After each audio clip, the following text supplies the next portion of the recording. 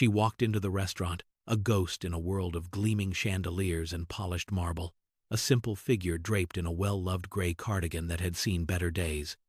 The air inside Aura, the city's most exclusive rooftop dining establishment, was thick with the scent of money and expensive perfume, a stark contrast to the crisp, metallic scent of rain-soaked concrete that clung to her clothes. The manager, a man named Julian Blackwood, whose suit was worth more than her car, watched her entrance with a barely concealed sneer. His eyes, cold and practiced, swept over her simple jeans and scuffed work boots, making a swift and damning calculation. In his world of curated perfection, she was a glaring error, a weed in a meticulously manicured garden. He believed he knew her type instantly, another dreamer drawn to the bright lights of the city's peak, hoping to catch a glimpse of a world she could never belong to.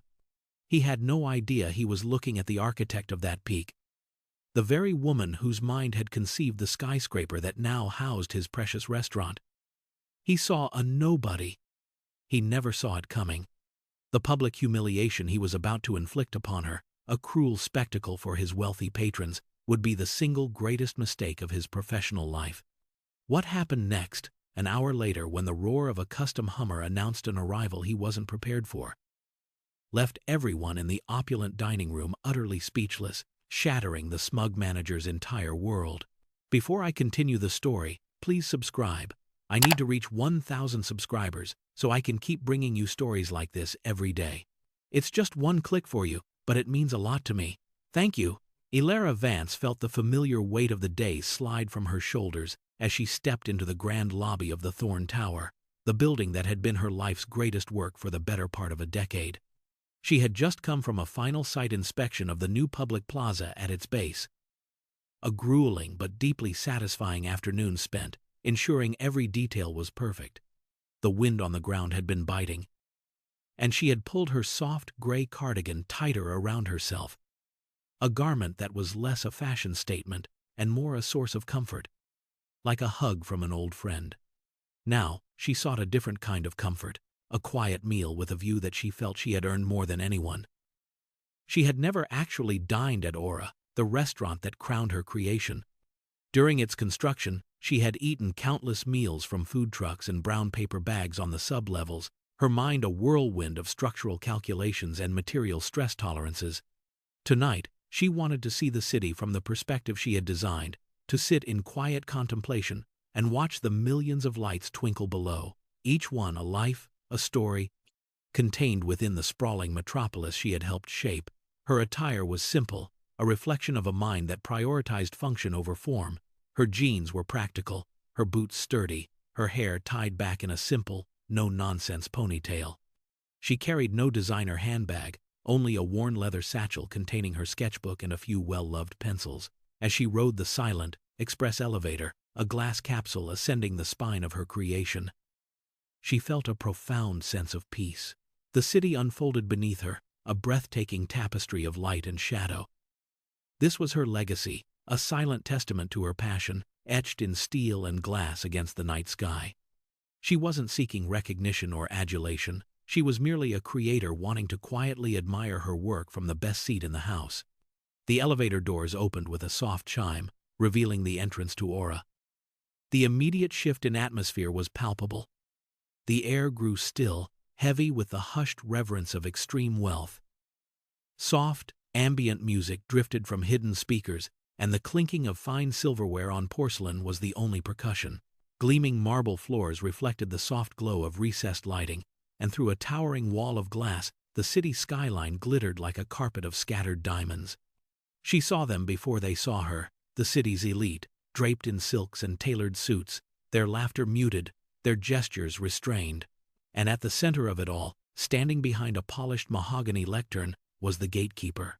Julian Blackwood was a man sculpted by the environment he commanded.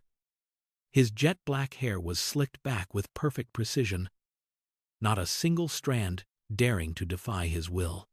His suit was a deep charcoal gray, tailored so exquisitely that it seemed to merge with his very skin.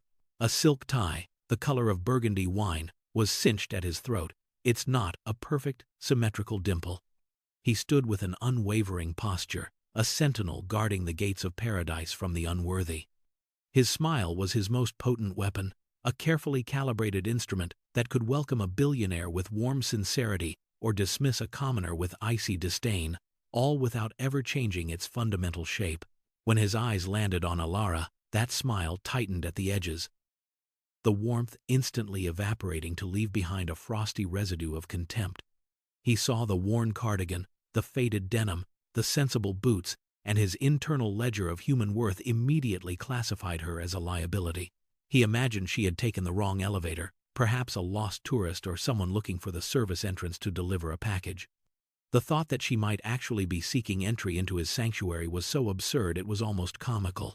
Ilara approached the lectern, her footsteps silent on the plush runner. She waited patiently for him to acknowledge her, her gaze calm and observant, as she took in the carefully constructed opulence of the room. She was not intimidated, merely curious. For Julian, her quiet patience was not a sign of dignity, but of meekness. It confirmed his initial assessment. "May I help you?" he asked, his voice a silken sheath over a blade of condescension. He did not look at her directly, instead choosing to fuss with a reservation book that was already perfectly aligned. "Are you perhaps lost? The service entrance is on the lower level." His words were polite on the surface, but the subtext was clear. "You do not belong here." The patrons at the nearest table, a man in a garish watch and a woman with surgically tightened skin, paused their conversation to watch the exchange, a flicker of cruel amusement in their eyes.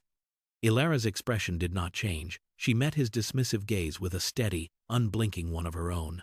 "I'm not lost," she said, her voice quiet but clear. "I would like a table for one, please." The simplicity of her request seemed to momentarily short-circuit Julian's brain. He finally deigned to look at her fully, his upper lip curling into a faint sneer. "A table?" he repeated, as if the word were a foreign concept. "For one?"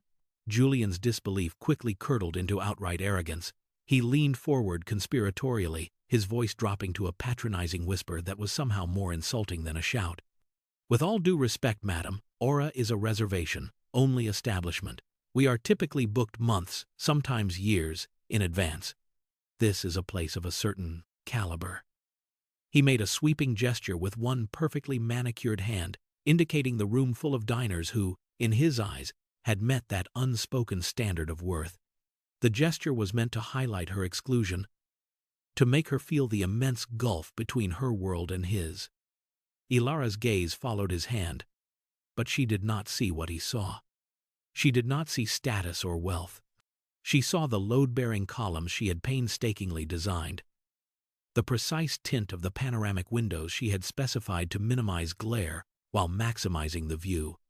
She saw a complex ecosystem of engineering and artistry that she had brought into existence. Her connection to this place was deeper and more fundamental than anyone in the room could possibly imagine.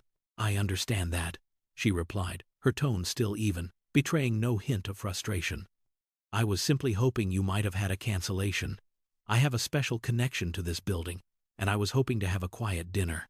This statement, meant to convey a simple, heartfelt sentiment, was a critical error. To Julian, it was a confession of naivety. He latched onto the phrase, "special connection," and twisted it into a narrative that fit his prejudice. He pictured her as perhaps one of the thousands of construction workers who had toiled on the tower, now returning to gaze wistfully at a world she could never afford to be a part of. The idea was, to him, both pathetic and presumptuous. A smug smile finally broke through his professional veneer. "A special connection," he mused, savoring the words. "That's lovely. Truly. However, sentiment doesn't quite cover the cost of our $200 tasting menu." At that moment, a young waitress named Chloe, her uniform still crisp and her expression not yet hardened by the cynicism of the service industry, overheard the exchange from a nearby service station. She felt a knot of discomfort tighten in her stomach.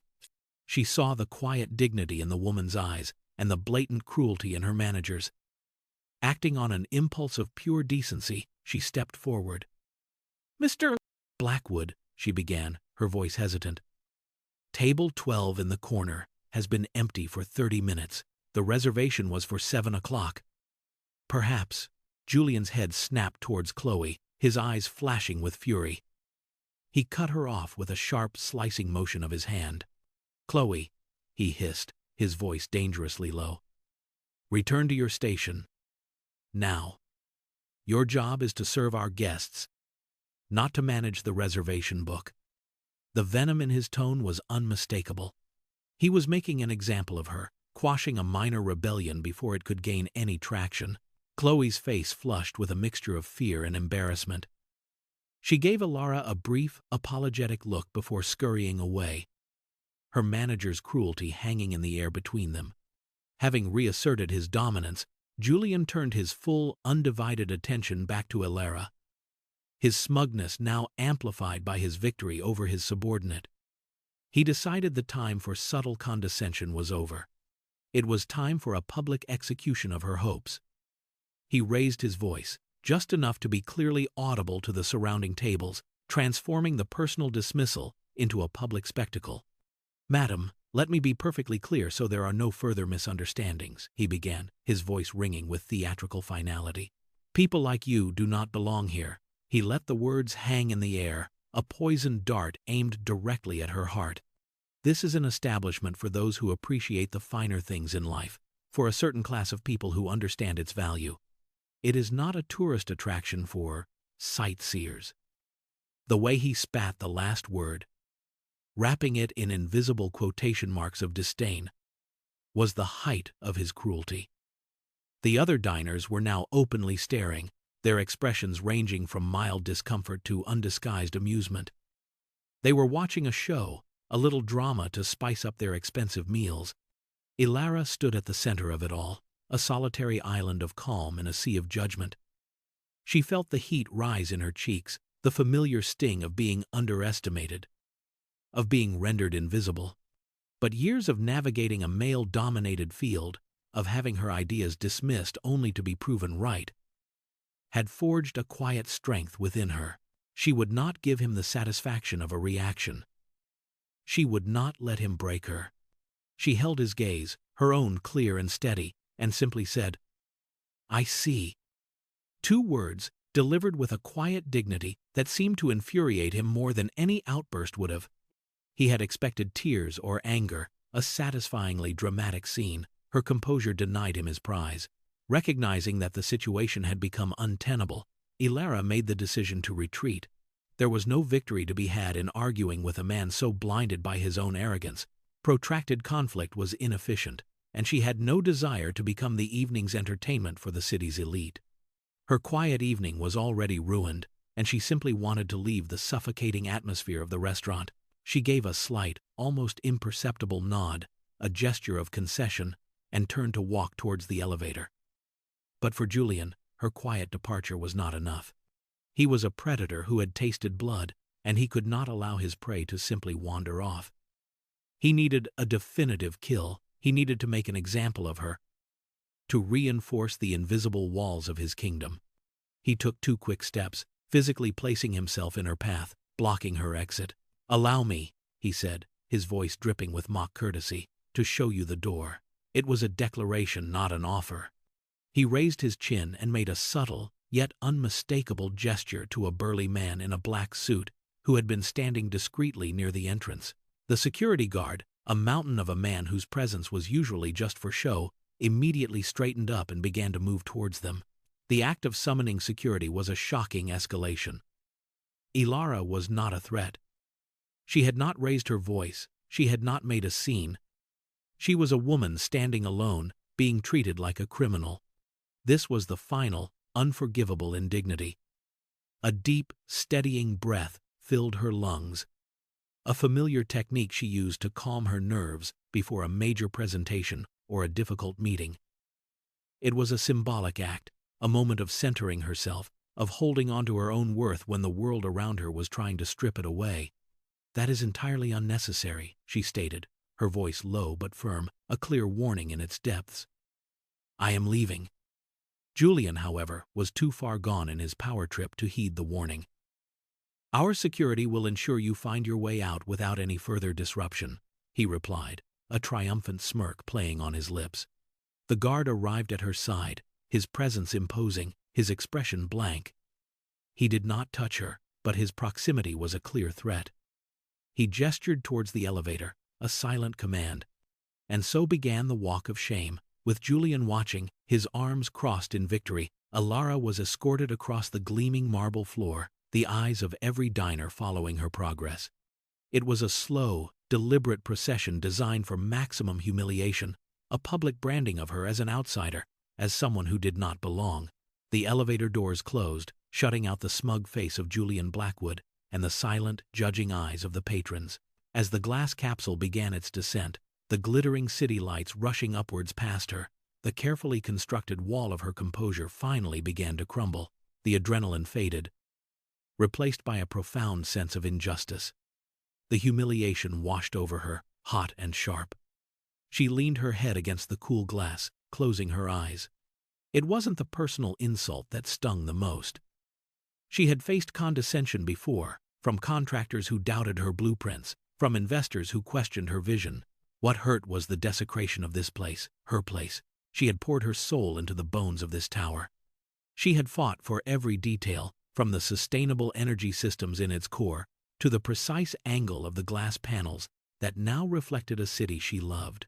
That a man like Julian, a man who saw the world only through the shallow lens of price tags and brand names, could stand in the heart of her creation and use it as a weapon to make someone feel small and unworthy, felt like a deep and personal violation. This was not just about a ruined dinner. It was about the principle of the thing. It was about the arrogance of a gatekeeper who believed he had the right to determine who was and was not worthy of experiencing beauty. She would not let it stand. Not for revenge, not for retribution, but for the simple fundamental idea that dignity should not have a dress code. When the elevator reached the ground floor, she stepped out into the chilly night air, the wind whipping at her cardigan. She found a quiet bench in the plaza she had designed, the soft lighting from the fixtures she had chosen illuminating the space around her. She pulled out her phone, her fingers moving with a newfound sense of purpose. She scrolled through her contacts and pressed the call button for the one person who would understand, the one person who saw her not for the clothes she wore, but for the fire in her mind. Her husband, Marcus. His voice answered on the second ring, warm and concerned. "Ilara? Is everything okay?" She took another deep breath, steadying her voice, which trembled only slightly. "Marcus," she began, "I'm at the tower." She then recounted the entire sordid affair, her words calm and measured, detailing every condescending remark, every dismissive gesture, and the final, humiliating escort out of the restaurant. As she spoke, she could feel the change in the silence on the other end of the line. The initial concern in his voice morphed into a quiet, simmering rage, a dangerous stillness that she knew preceded a storm. When she finished, he was silent for a long moment. Then he spoke, his voice a low, gravelly rumble. "Stay right where you are," he said. "I'm on my way." Back in the rarefied air of Aura, Julian Blackwood was basking in the afterglow of his victory. He felt a surge of pride, a deep satisfaction that came from maintaining the impeccable standards of his establishment. In his mind, he had not been cruel, he had been a guardian of quality, a curator of experience. He had protected his valued clientele from the discomfort of having to share their space with someone from a lower echelon. He moved through the dining room, his posture even more erect than usual, a subtle swagger in his step. He stopped at the table of the couple who had watched the confrontation with amusement. "My sincerest apologies for that unpleasantness," he said, his voice smooth as silk. The man with the expensive watch waved a dismissive hand. "Nonsense, Julian. You handled it perfectly." "One can't be too careful these days. Standards are slipping everywhere." Julian preened under the praise, his chest puffing out. "I couldn't agree more, Mr. Sterling. We strive to maintain a certain atmosphere." He then made his way over to the service station where Chloe was polishing wine glasses, her movements stiff with resentment. He leaned in, his voice a low lecture. "You see, Chloe," he began, his tone that of a disappointed mentor. "That is a lesson in brand management. Our brand is exclusivity. It is our most valuable asset.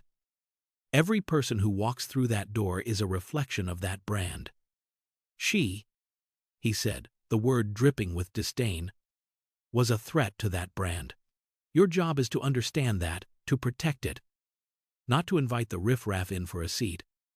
Chloe said nothing, her eyes fixed on the glass in her hand, polishing a spot that was already gleaming. Her silence infuriated him more than any argument. He saw it as insolence, a failure to appreciate his wisdom. He straightened his tie, a nervous tic that always appeared when he felt his authority was being challenged. He saw the incident not as a moment of cruelty, but as a teaching opportunity. A story he would refine and retell to new hires for years to come. A cautionary tale about the importance of judging a book by its cover, because in his world, the cover was the only thing that mattered.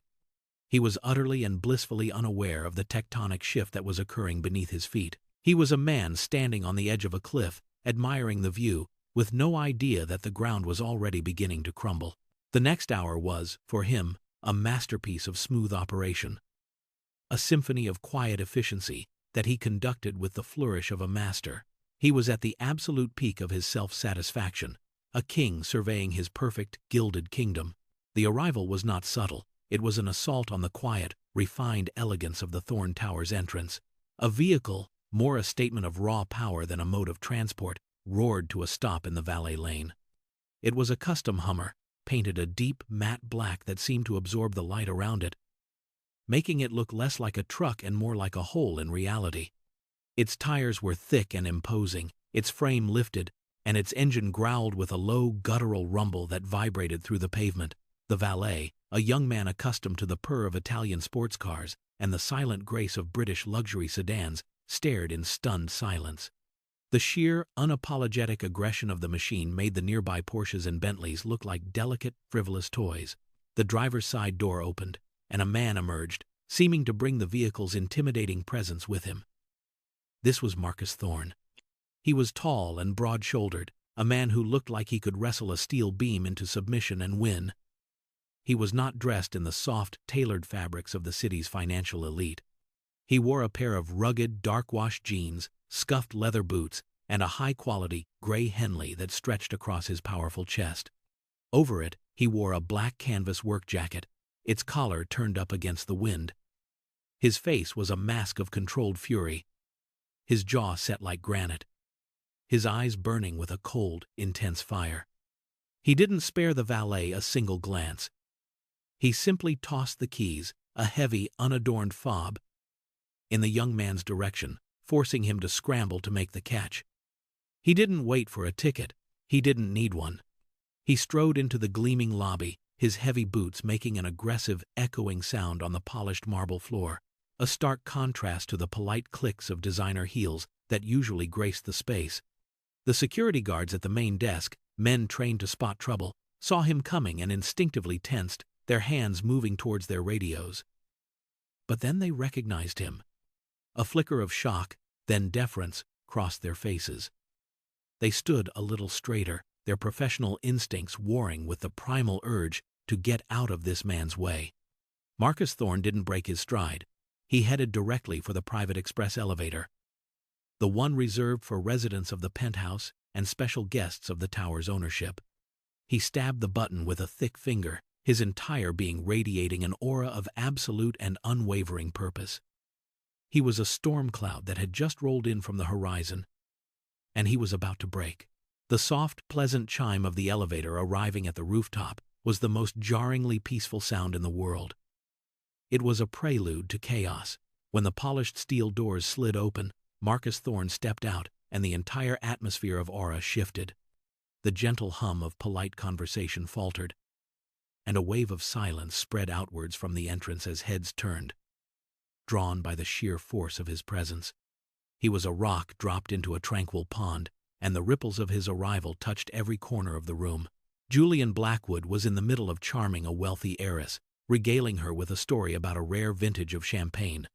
He felt the shift in the room's energy and turned, his practiced smile already in place, ready to greet what he assumed was an important, if unexpectedly dressed, new guest. He saw power, yes, but it was a raw, untamed power. Not the refined, old-money aesthetic he catered to. He saw Marcus as a bull and his restaurant as a china shop. His first instinct was to intercept, to manage, to control this new disruptive element. He started forward, his hand slightly raised in a gesture of welcome. "Good evening, sir. Welcome to Aura. Do you have a—" His words died in his throat. Marcus Thorne walked straight past him, as if he were a piece of furniture, his eyes scanning the room with a burning intensity, searching for something or someone. Being ignored was a foreign and deeply unpleasant experience for Julian. He was the center of this universe, the sun around which all the planets of his staff and clientele revolved. To be so utterly dismissed was a profound insult. Flustered, his professional composure momentarily cracking, he hurried to catch up, his polished shoes clicking rapidly on the floor. "Sir?" he said, a note of irritation creeping into his voice. "Sir, I must ask if you have a reservation." Marcus stopped abruptly, causing Julian to nearly collide with his broad back. He turned slowly, his gaze finally falling upon the manager, and for the first time, Julian felt a genuine tremor of fear. The cold fury in the man's eyes was like looking into the heart of a furnace.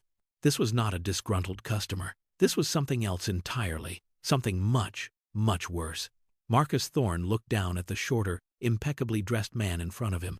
He took in the slick-back hair, the expensive suit, the smug, self-satisfied air that clung to him like a cheap cologne. This, he knew, was the man who had hurt his wife. "Are you the manager?" Marcus asked. His voice was not loud, but it had a low, gravelly quality that cut through the renewed murmuring of the room, carrying with it an unmistakable weight of menace. Julian, attempting to regain control of the situation, puffed out his chest, a reflexive assertion of his authority. "I am Julian Blackwood, the general manager, yes," he said, forcing his voice to remain smooth and steady. "And you are?" Marcus ignored the question. It was irrelevant. "You run this place?" he pressed, his gaze unwavering, pinning Julian in place like an insect on a display board. Before Julian could formulate a response that would have undoubtedly been laced with his signature condescension, Marcus took a half-step forward, closing the distance between them. He pointed a thick, calloused finger, a finger that had signed billion-dollar contracts and hefted construction materials, directly at Julian's chest. "An hour ago," he said, his voice dropping to a loud, clear, and damning statement, "you threw my wife out of this restaurant." The words echoed in the sudden, absolute silence that fell over the dining room. Every fork was frozen mid-air, every conversation ceased, every single eye and aura was now fixed on the two men at the entrance. The accusation was so direct, so shocking, that it seemed to suck the very air out of the room. Julian's carefully constructed world began to tilt on its axis. His face, which had been flushed with indignation, began to drain of all color, leaving behind a pasty, sickly white. I don't know what you're talking about," he stammered, his mind racing, trying to find a foothold in the crumbling facade of his authority. "There must be some kind of mistake. We have a strict dress code. Perhaps your wife," he was floundering, desperately searching for a justifiable reason, a policy, a rule to hide behind. But he already knew, with a dawning, sickening sense of dread, that there was no mistake. He had a terrible, sinking feeling that he had just made a catastrophic, career-ending error in judgment. The smug certainty he had felt just moments before had evaporated, replaced by the cold, creeping tendrils of pure, unadulterated panic. "There is no mistake." Marcus's voice boomed through the silent restaurant, a clap of thunder in a library. He would not allow Julian to hide behind the flimsy shield of a dress code or a supposed misunderstanding. He was going to strip away every excuse, every justification, and leave the manager's cruelty exposed for all to see. "A woman in a gray cardigan," he continued, his words painting a vivid picture for the assembled audience, each detail a nail in Julian's professional coffin. "You told her she didn't belong here. You had your security escort her out." As if on cue, the elevator doors chimed again. They opened to reveal Elara, who had been waiting for Marcus's signal to come up. She stepped into the restaurant, her expression calm and composed, her presence a silent, powerful confirmation of every word her husband had spoken. She stood beside Marcus, not behind him, an equal partner in this moment of reckoning. Julian's eyes darted frantically between the imposing, furious man and the unassuming woman he had so arrogantly dismissed just an hour earlier. The two of them, standing together, formed a picture that his brain struggled to process. The man exuded wealth and power, the kind that built cities. The woman exuded a quiet, intellectual grace. The connection that he had been unable or unwilling to see before now clicked into place with the force of a physical blow. The simple woman in the cardigan was not a nobody. She was the wife of this terrifyingly powerful man. The realization hit him like a punch to the gut, knocking the air from his lungs. His carefully polished professional veneer did not just crack. It shattered into a million pieces.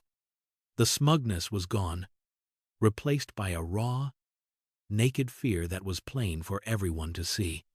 "Oh my God," he breathed, the words barely a whisper. His mind went into a tailspin of damage control.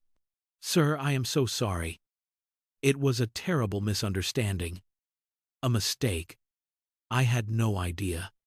He turned to Ilara, his hands outstretched in a pleading gesture. "Ma'am, please. I apologize. I was simply trying to uphold our standards. I can get you the best table. On the house, of course. Everything will be complimentary." He was babbling, his words a desperate, pathetic attempt to reverse the irreversible. He was a man trying to unring a bell, unaware that the sound had already reached everyone. Marcus Thorne listened to the manager's desperate, groveling apologies with an expression of pure disgust. He was not interested in excuses or free meals. This was not about a breach of etiquette. It was about a fundamental failure of human decency. "You judged her," Marcus said, his voice low and cutting, each word a precise, deliberate strike. "You looked at her clothes, and you decided she was worthless. You humiliated her in front of all these people because you thought you could. Because you thought she was alone and powerless." He took another step forward, forcing Julian to stumble backward. The manager's fear was now a palpable thing, a scent in the air. "Do you have any idea who she is?" Marcus asked, his voice a dangerous whisper. Julian could only shake his head, his eyes wide with terror, his mouth opening and closing like a fish out of water. He was completely broken, a marionette with his strings cut.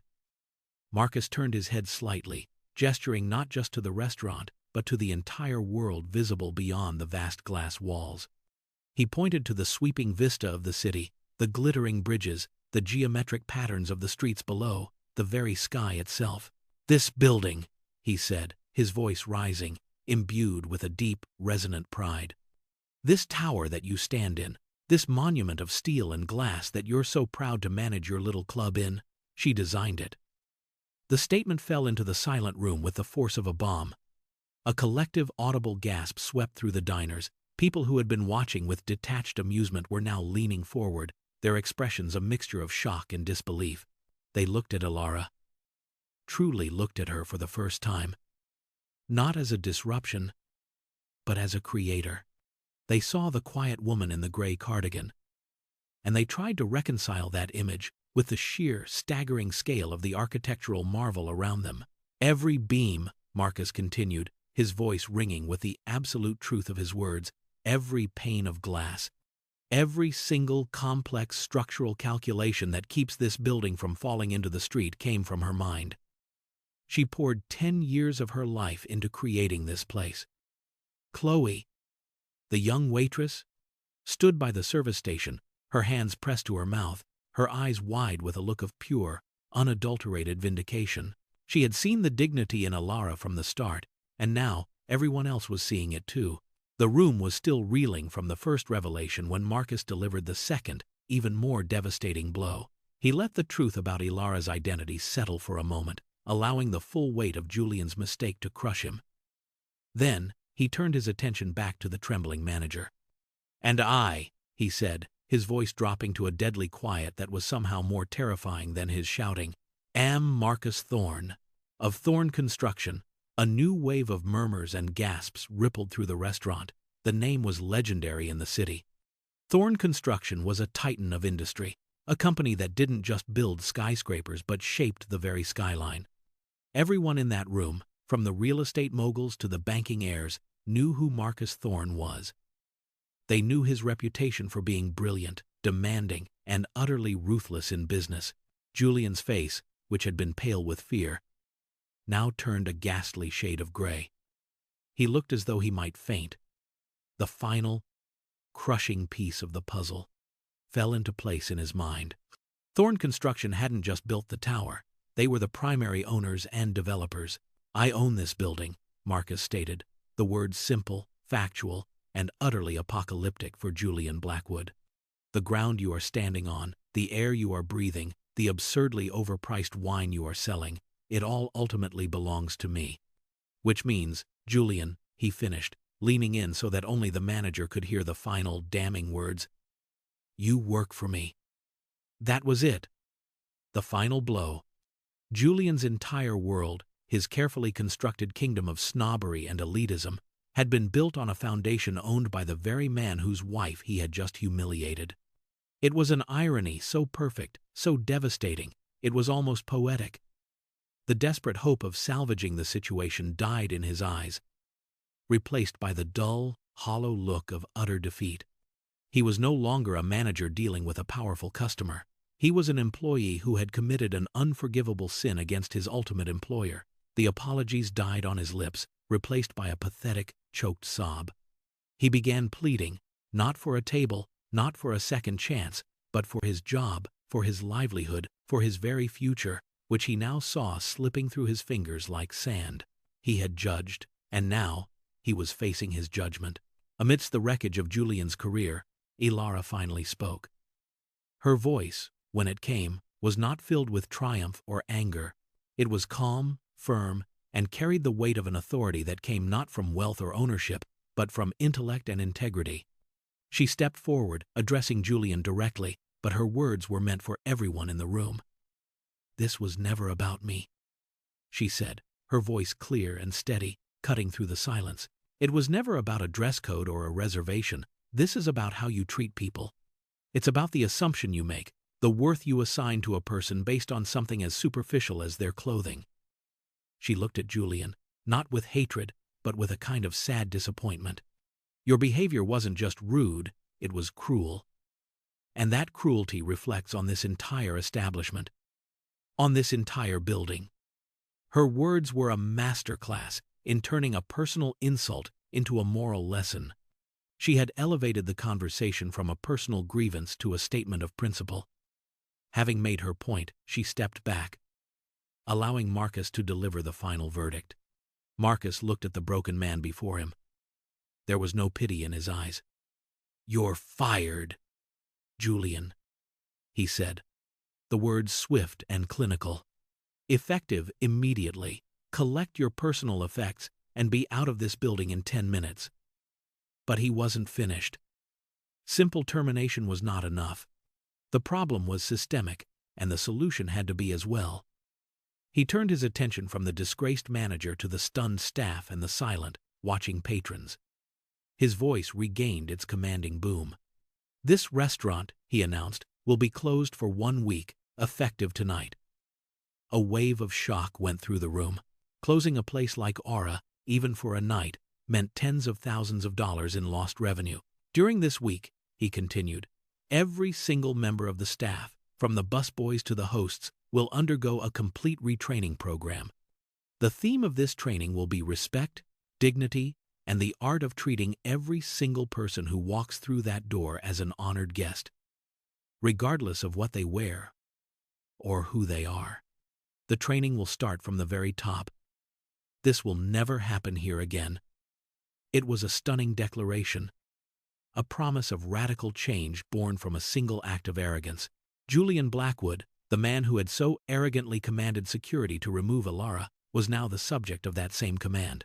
Marcus nodded to the same burly guard who had stood by silently, a witness to the whole affair. The guard, his expression now one of grim duty rather than intimidation, stepped forward. "Mr. Blackwood," he said, his voice respectful but firm, "please come with me." The walk of shame was repeated. But this time the protagonist was different. Julian, his tailored suit now looking like a costume on a broken man, was escorted across the gleaming marble floor. He didn't look at anyone, his eyes fixed on the ground, his face a mask of utter humiliation. The patrons watched his departure in stunned silence. The contrast was stark, a perfect, symmetrical piece of justice. The man who had wielded his power to eject an innocent woman was now being ejected himself, stripped of his authority and his dignity in the very same arena. After the doors closed behind him, a profound silence settled over the restaurant. Ilera and Marcus stood together in the center of the room, the undisputed new center of power. Marcus's gaze swept over the remaining staff, who stood frozen, unsure of their own fates. His eyes landed on Chloe, the young waitress who had shown a spark of decency. She flinched, expecting to be fired along with everyone else. Instead, Marcus beckoned her forward.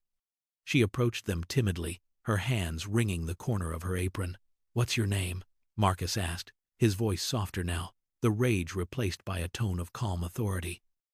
"Chloe, sir," she whispered. "Chloe," Marcus repeated, a slight smile touching his lips for the first time. "As of this moment, you are the interim manager of Aura. You will oversee the retraining next week. I want you to help me build a new culture here. One based on the kindness and respect you showed tonight." Chloe stared at him, her eyes wide with disbelief. She had expected to be punished for defying her manager, not promoted. Tears welled in her eyes as the shock gave way to an overwhelming sense of gratitude. I won't let you down, sir," she stammered. The act was a masterstroke. It demonstrated that this was not just about punishment, it was about reward. It was about tearing down a toxic culture and elevating the very people who had resisted it. It was the first, tangible step towards real, lasting change. 6 months later, Aura was reborn. The name was the same, the breathtaking view was the same, but the soul of the restaurant had been transformed. Chloe, no longer the interim manager but the permanent one, ran the establishment with a quiet confidence and an unwavering commitment to the new philosophy. The staff, a mix of retained employees who had embraced the change and new hires selected for their character as much as their experience, treated every guest with the same level of warmth and respect. The atmosphere was still one of luxury and exclusivity, but the cold, judgmental edge was gone, replaced by a genuine sense of hospitality. Framed elegantly near the entrance, where Julian's lectern once stood, was a new fixture, the Aura Charter of Respect. It was a simple, beautifully written document, penned by Ilara Vance herself, outlining the restaurant's commitment to dignity, inclusivity, and the belief that true value lies in character, not in couture. The story of what had become known as the Aura Incident had become a legend in the city's high-end service industry. It was a cautionary tale whispered among managers and a source of inspiration for frontline staff. It had forced a conversation, a city-wide re-evaluation of the unspoken rules of class and status. Meanwhile, Julian Blackwood's redemption was a much quieter, more personal affair. He had lost everything that night. His prestigious job, his reputation, his inflated sense of self-worth. After months of unemployment, he had taken a job as a shift manager at a modest, family-style diner downtown. The suits were gone, replaced by a simple polo shirt and an apron. One rainy afternoon, a woman came in, soaked from the storm, her clothes simple, her hair disheveled. The old Julian would have dismissed her, perhaps seated her in a back corner. The new Julian greeted her with a warm, genuine smile. He led her to the best booth in the house, brought her a cup of hot coffee on the house, and treated her with a kindness that was no longer performative, but deeply felt. He had learned the hardest lesson of his life, that dignity is not something you assess in others, but something you must first possess yourself. The ripple effect of that one night at Aura spread far beyond the restaurant's panoramic windows. Ilera and Marcus, realizing they had a unique opportunity to effect widespread change, decided to harness the momentum of the incident. They established the Thorn Foundation for Inclusive Service, a nonprofit organization dedicated to promoting respect and dignity in the customer service industry. The foundation developed and offered free training programs, modeled after the one implemented at Aura, to any business that wanted them. They provided grants to small businesses that demonstrated a commitment to creating welcoming environments for all people. The Charter of Respect, first drafted for a single restaurant, was adopted by hotels, luxury boutiques, and even art galleries across the city. The Aura incident became a case study taught in hospitality management schools, a powerful example of how a toxic corporate culture could be dismantled from the top down. What started as a moment of profound personal humiliation for one woman had become a catalyst for a citywide movement. Ilara, an architect who had always focused on the structural integrity of buildings, now found herself focusing on the structural integrity of communities. She gave keynote speeches at industry conferences, not about steel and concrete, but about the importance of empathy and the hidden cost of prejudice. She argued that the foundation of any successful business was not its profit margin, but its humanity. She and Marcus had not sought to punish one man, but to challenge a system. They had seen a flaw in the design of their community and, as they had always done, they had set out to rebuild it, stronger and better than before. The single act of standing up for one person's dignity had, in a very real way, begun to renovate the soul of the city. One evening, months after the dust had settled, Ilara and Marcus sat across from each other in a small, unassuming Italian restaurant in a quiet neighborhood far from the glittering towers of downtown. The checkered tablecloth was slightly worn, the candlelight flickered in a repurposed wine bottle, and the air was filled with the rich aroma of garlic and oregano, and the sound of genuine, unrestrained laughter from the surrounding tables.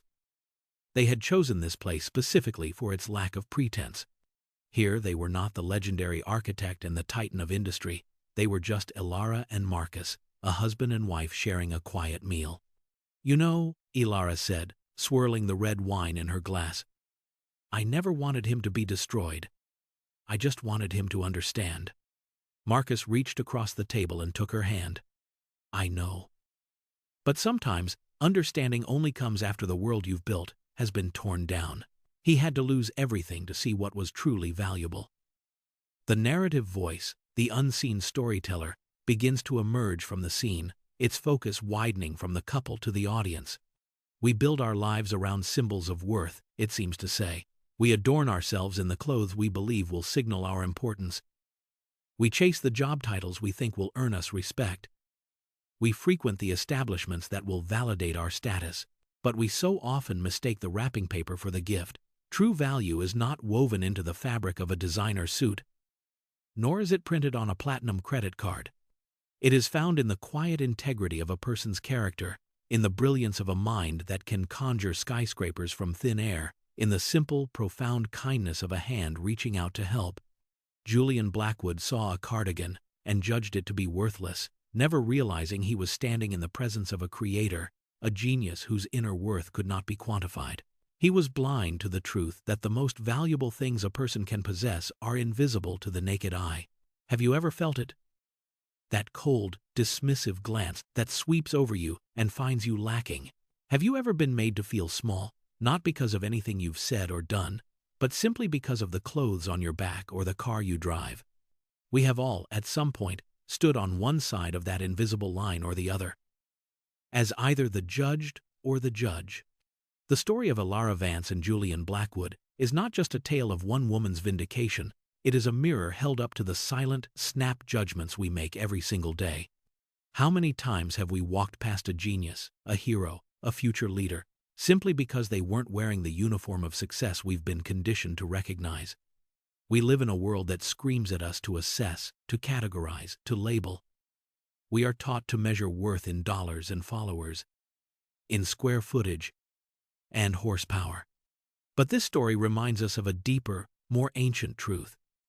That the architecture of a person's soul is far more important than the brand of their shoes. Julian's mistake was not merely in misjudging one woman, his mistake was in believing that it was his right to judge at all. He built his kingdom on the shallow bedrock of appearance, and it crumbled the moment it was struck by the force of genuine character. Ilara's ultimate victory was not in getting the manager fired, but in proving that her inner worth was immutable, untouchable by his petty decrees.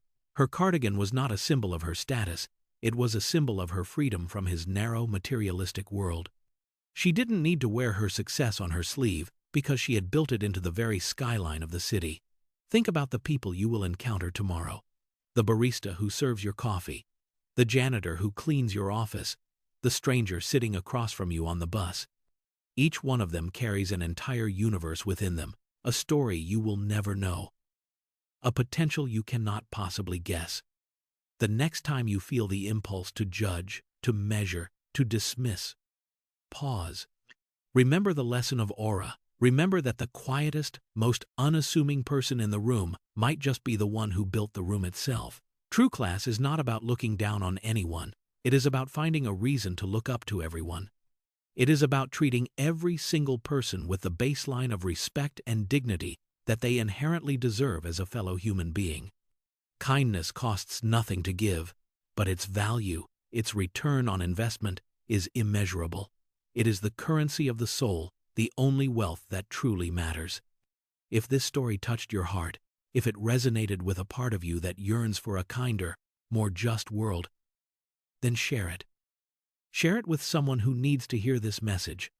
Go to the comments below and tell us about a time you either witnessed or were the recipient of an act of kindness that defied a first impression. Let's create a community that celebrates substance over style. Remember to subscribe for more inspirational stories that remind us all of the profound and beautiful strength of the human spirit. Because in the end, it is not what you have that defines you, but how you treat others when you think no one is watching.